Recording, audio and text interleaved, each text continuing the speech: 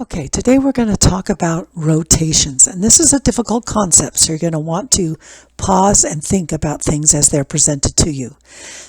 So all of the rotations that I'm going to give you in this video are performed with a center of rotation of the origin, okay? And there might be other problems that you'll come in contact with that are not about 0, 0, but for now that's the most important thing for you to do and to understand. Okay, so rotation is a transformation in which a figure is turned about a fixed point called the center of rotation. So this is showing you more details. It's showing you counterclockwise 40-degree rotation. This is helping you to understand what clockwise and counterclockwise is. Notice that it says here in this chapter all rotations are counterclockwise unless otherwise noticed. Most of the angles we will be used are quadrants, so it will be 90 degrees, 180 degrees, and 270 degrees. Okay, but others can be used. If you want to read more, then familiarize yourself with this. Okay, so here is a message for you about the coordinate rules. Just like there were for reflections and translations, there are coordinate rules. I prefer using XY to remind you that they go with the points. Make sure you always create a map with your beginning point and then state the change. Remember, in this chapter we will mostly be using counterclockwise rotations, but just notice that 180 degrees is the same for both, and 90 for the counterclockwise is the same as 270 for the clockwise, and vice versa. So just know those things. Okay, so you can rotate a figure more than 360. That would be the same as rotating it by 360 plus something. And then these are the different measures that you could use. So I have an example here. We're going to be mostly using this, but here is an example of how you would do it. So if you want to push pause and look at this, it is not something you're going to be needing in this homework, but I thought that it was an interesting example of how to do something a little bit more complex. Alright, so rotating a figure in the coordinate plane. Remember, we are going counterclockwise. So they graph this for us. These are the vertices, and they want us to show its image after a 270-degree rotation about the origin. Now, all of a sudden you're in panic mode because you're like, I don't remember the rule. So here is how to learn how to graph the rotations. So you're going to create a movement from the origin up to here, okay? So you're going to count 1, 2, 3, 1. Then you're going to do the same thing. You're going to be moving counterclockwise. You're going to go up 3, 1, 2, 3, over 1. 1, 2, 3, down 1. So notice that I'm going counterclockwise each time until I finally get back to where it should be, 270. This would be 90, this would be 180, and back here is going to be 270. Now the symbol that it becomes is not one that people have associated with positive things, but it actually is a symbol of well-being in Sanskrit. So we'll just go with that and not worry about that other meaning, okay? So now we're going to go 3 over 1, and we'll see that that gives us this point for r prime. Once we've done that, we take the r, the original r, which was 3, 1, and we say that our new r prime, is 1, negative 3. Then from there, we create our map. This was our original, and how did it change? Well, it looks like x and y changed places, and when they did, x became the opposite. So that is our map, and we can go ahead and finish with the whole process. And there is what they did. They did the map for each one of them, and there is your final graph. So remember, if you haven't memorized the rules and you remember how to move one, then that will help you with all of your problems. Okay, so this page is going to cover numbers 1, 2, and 3, all three of them, on page 315 in your journal. I want you to try rotating it without using the rules, because if you're on a test and you don't have notes, you need to be able to do this. And then you can create your own map. Okay? So we're going to start. I'm going to pick a point. I'm going to pick point J. Remember, you could stop and do this first and see how you do, and then come back and see if we match. Okay, so the point J is -2, 4. And I'm going to rotate it, so I'm going to go up 4 over 2, over 4 down 2, over down 4 over 2.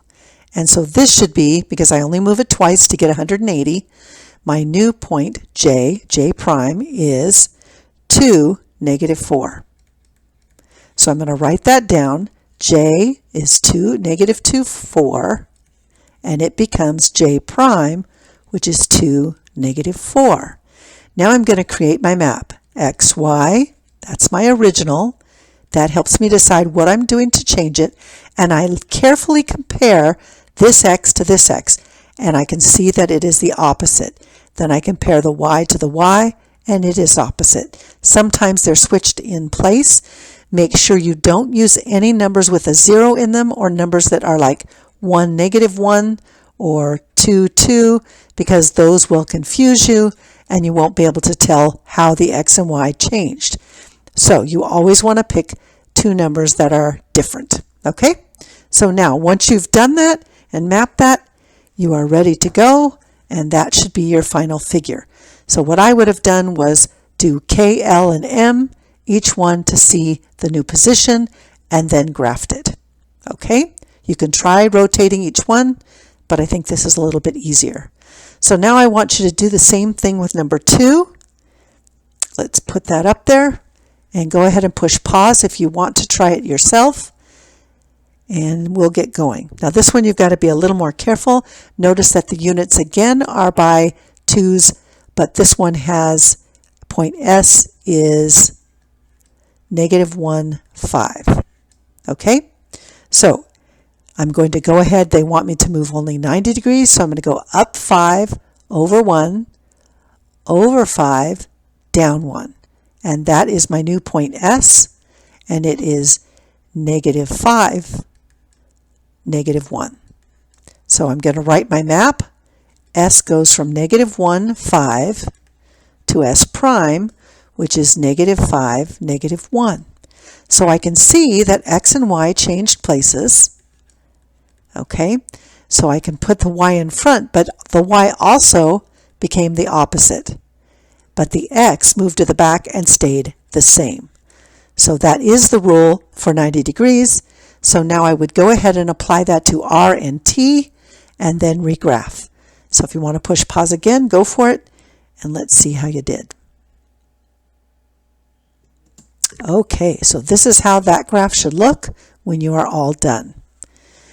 Number 3 has you translating or rotating 270 degrees, which means we're going to go 3 quadrants over. Okay, again, you can pick any point.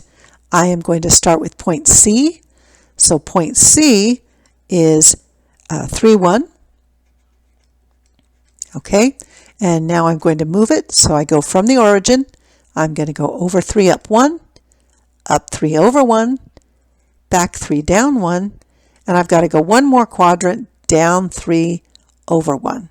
So it looks like my final C is +1, sorry, -3.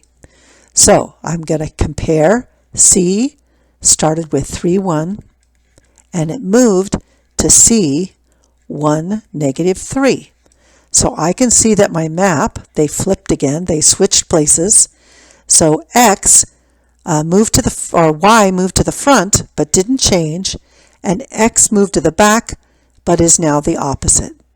So now you can apply that change to each of your points, A, B, and D, and see if you get the right figure. And there it is. All right. Okay, so if you want to pause and try those again, go for it. Okay, the rotation postulate reminds you that a rotation is also a rigid motion, which means the size and shape are the same. All the angles are the same, all the legs are the same, etc. Now we're going to talk about compositions. So this is more than one movement. They're starting with a reflection in the y-axis and then a rotation 90 degrees about the origin. So notice that we start with this line right here. Okay, then they performed the reflection, and then they did the rotation. Now, you can apply your reflection rules, or you could use mirror points, whatever works for you. But once you have these points, those are the ones that you apply the rotation to. So be careful. So if I was going to figure this out, I have my R prime is -1, -3, and I'm going to go like, I'm rotating 90 degrees, so I'm going to go 1 like that, and then I'm going to go 1 like that. And that would give me my change for the other one. So I can see how it would move about the origin. So just make sure that you're doing it, deciding. I would do mirror points usually just because it's a little bit quicker to make my first move, and then I would do the rotation. So think about what the rules are. You could do this either way. You could say this rule is XY, because it's going over the y-axis, -XY, and then this rule would be for the rotation XY and -YX. Now the important thing you need to remember is this is your starting point here, but the new R becomes your starting point here. So that is really, really something that you have to be careful about. Okay? So just remember those rules. Push pause again if you want to sit and reflect on this for a moment and look through the example. This is from your book, so you should be able to look there. Okay, so we're going to do a couple of, and unless you're told otherwise, perform the transformations in the order given. Okay, and I put that reminder here. So first thing we're going to do is reflect over the x-axis. So remember what your rules are. If you don't remember, use mirror points and find what the point would be. You can create your own map, okay? And then you're going to do a 180 about the origin. So if you can remember, put all of those together. I'm going to start with point N, okay? And point N, I'm going to reflect it to right here. So N, my original point N, is -1, -2. And it's going to change to -1, 2. Okay? So it's going to flip. It's going over the x-axis, so it's going to flip right here. Okay? So that is my new point right there. So that is the new N. Then I have to reflect it 180 degrees about the origin. So I'm going to go up 2 over 1, up 2 over 1, up 2 over 1. So it's going to be right there. So my final point and double prime will be 1, -2.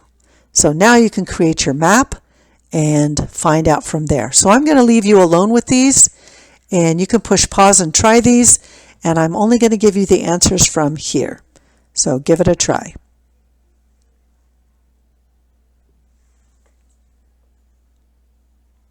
Okay, so here is the final answer for this one. My map would be XY. Over the x-axis would be x -y, only the y changes. And then down here, take your new xy and rotate it to this one. Okay? Over here, it should look like this. My first movement was to xy to -yx, and then they gave you the translation rule so you can go from there. So the more practice you do with this, the better you will get. All right, so here is our exit ticket. You're just going to fill in the blanks on all of these. So read them and have a great day.